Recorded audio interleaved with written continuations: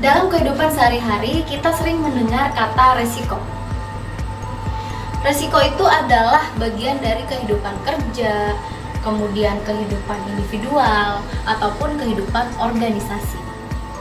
Beberapa jenis resiko diantaranya bisa merupakan kecelakaan lalu lintas atau terkena banjir pada saat musim hujan, sehingga menyebabkan kita harus menanggung ganti rugi yang timbul akibat terjadinya resiko tersebut. Kali ini saya akan sedikit mengulas mengenai resiko spekulatif. Resiko spekulatif adalah resiko yang jika diambil akan menimbulkan dua kemungkinan antara memperoleh keuntungan atau malah mendapatkan kerugian. Resiko spekulatif terbagi menjadi 4 jenis resiko. Yang pertama adalah resiko penurunan harga pasar. Contoh, jika input perusahaan harga pasar menurun, maka perusahaan akan mengalami keuntungan dikarenakan margin keuntungan perusahaan akan meningkat.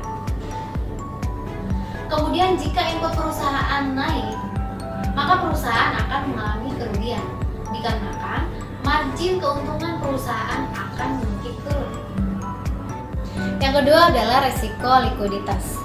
Resiko likuiditas adalah resiko yang ditimbulkan jika perusahaan tidak dapat memenuhi kebutuhan kas, sehingga perusahaan tidak dapat membayar hutang tepat pada jatuh tempo yang telah ditentukan, dan menyebabkan perusahaan harus menjual aset yang dimilikinya. Yang ketiga adalah resiko operasional.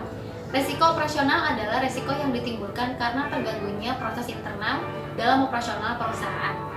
Contohnya adalah kerusakan komputer yang ditimbulkan oleh beberapa sebab, salah satunya oleh virus.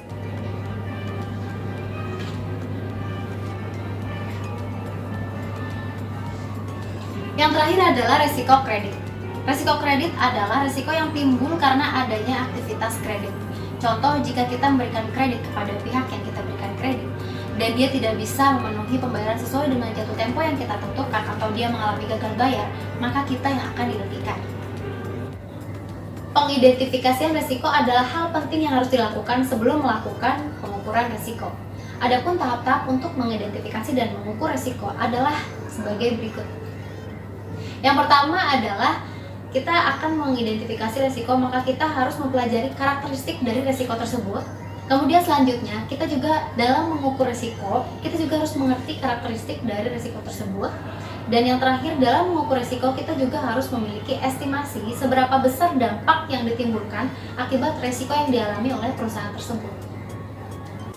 Jadi ketika kita ada di tengah posisi di mana kita harus mengambil keputusan, maka setidaknya kita harus sudah memiliki pertimbangan yang mencakup poin-poin kerugian ataupun keuntungan yang akan kita peroleh.